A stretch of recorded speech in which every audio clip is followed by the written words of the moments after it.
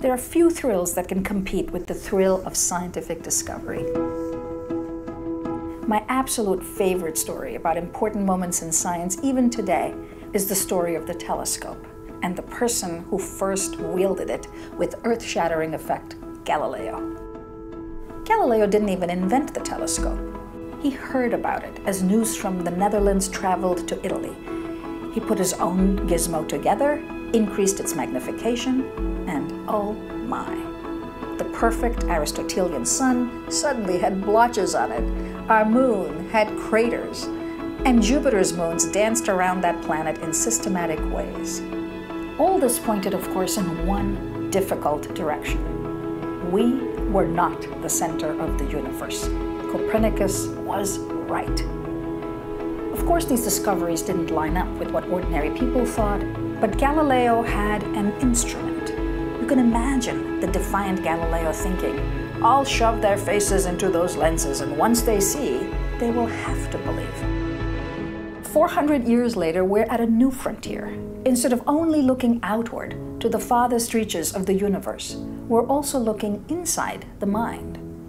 Your brain and mine has more individual cells, neurons, in it than all the stars in our galaxy. And guess what?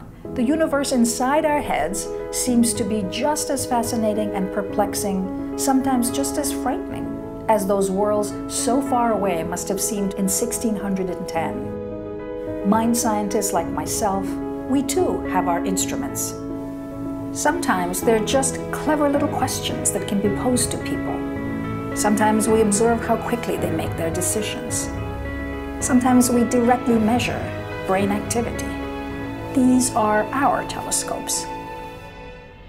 I'm Mahzarin Banaji. I'm a professor of experimental psychology at Harvard University. For the past 35 years, I've had the great fortune of studying two of the most complex systems that we know of, the human mind and the social world in which the human mind does its work. I study how we think about other people and ourselves, how decisions we make are influenced by things that we have no clue about.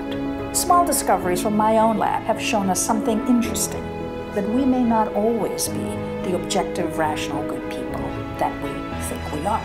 And that's not because we are bad people, but rather because our minds are built to do the job of surviving in a world that looked nothing like the one that we confront today.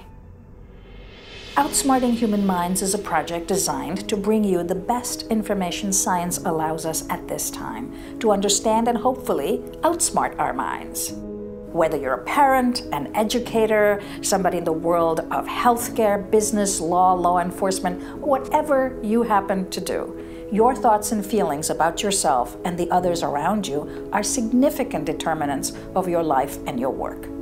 My hope is a simple one, that with learning about the mind will come an appreciation of how it got built over the course of evolution, how it was influenced by culture, how it serves us well and fails us, and how we can outsmart it to become the decision makers that we want to be.